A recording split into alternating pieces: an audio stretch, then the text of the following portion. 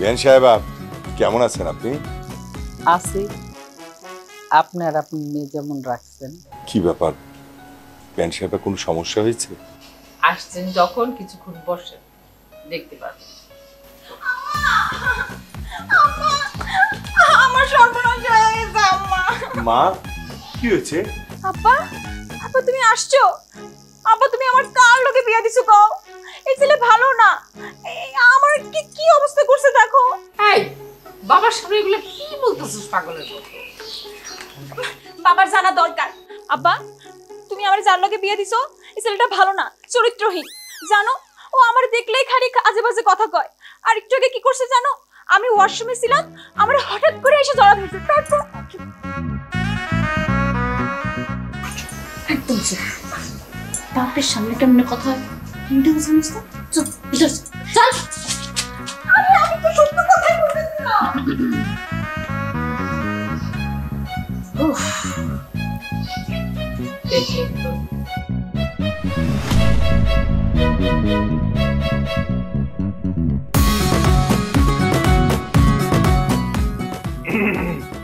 জামাইবাবুজি কেমন আছেন? আরে আঙ্কেল আপনি, এই ছেলে তুমি আমাকে আঙ্কেল বলতেছো কেন?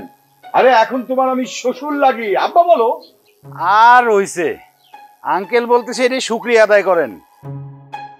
শ্বশুর আব্বা, ও হ্যাঁ আব্বা হয়েছে কি টেনশনে তো এই জন্য সিগারেটটা ধরা ফেলছে। তুমি মনে হয় আমার সামনে নতুন সিগারেট খাচ্ছ? আরে বাবা, দুজনে একসাথে কত সিগারেট খাইছি। একটা সিগারেট থাকলে দাও তো।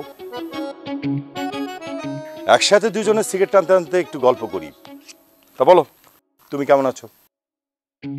কেমন থাকবো বলেন, নতুন বিয়ে করেছি কিন্তু বউয়ের সাথে আর কি? না কিছু না। শ্বশুর আব্বা, আপনার মেয়েকে ছোটবেলা থেকে শুধু পড়াশোনাই শিখেছেন, সংসার শিখান নাই। বাবা, আমার মেয়েটা মা ছাড়া বড় হয়েছে, যতটুকু শেখানোর সেটা তো তোমার বোনই শিখিয়েছে। আমি আর কি করতে পারছি? আমার মেয়েটাকে তো তোমার বোন রান্না বান্নাও করতে দেয় নাই। আরে আব্বা রান্না বান্নার কথা তো বলি নাই, আমি বলছি ইয়ে বোঝে না। ইয়ে ইয়ে মানে? ইয়ে মানে সংসার বোঝে না। সিগারেটটা ধরাচ্ছেন না কেন? সিগারেটটা ধরান। সিগারেট পরে ধরাচ্ছি। জামাই বাবুজি, তুমি আমাকে একটা সত্যি করে বলো তো, আমার মেয়েটাকে নিয়ে তুমি কি সমস্যায় ভুগছো? তোমার মায়ের সাথে কথা বলে আমার কাছে মনে হলো মিতুকে নিয়ে তোমার মা খুশি না। আসল ঘটনাটা কি সেটা খুলে বলো তো আমাকে। ঘটনাটা বুঝলেন না একটু আগে? আপনার মেয়ে যে সাবান মাখা অবস্থায় এসে আপনার কাছে বিচার দিল, এতেও কিছু বোঝেন নাই? হ্যাঁ, বিচার দিয়েছে, কিন্তু কি নিয়ে যে বিচার দিল সেটাই তো বুঝলাম না। তাইলে তো ঠিকই আছে, যেমন বাপ তেমন মেয়ে। জামাই বাবুজি, তুমি কিন্তু রীতিমতো আমাকে অপমান করছো।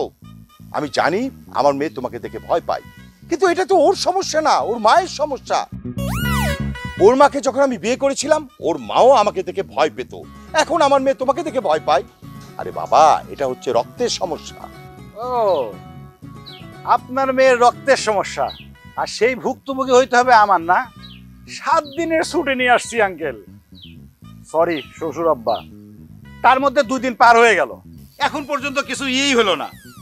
সিগারেট নিলেন, লাইটার আছে ধরেন, বসে বসে ভাবেন আমি কি করব। আর মাত্র কিন্তু 3 দিন ছুটি আছে, 2 দিন পার হয়ে গেছে।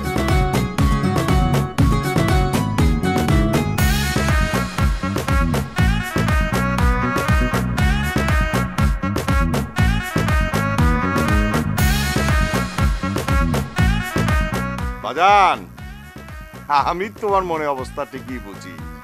আরে আমিও তো তোমার মতো এরকম অভুক্ত ছিলাম।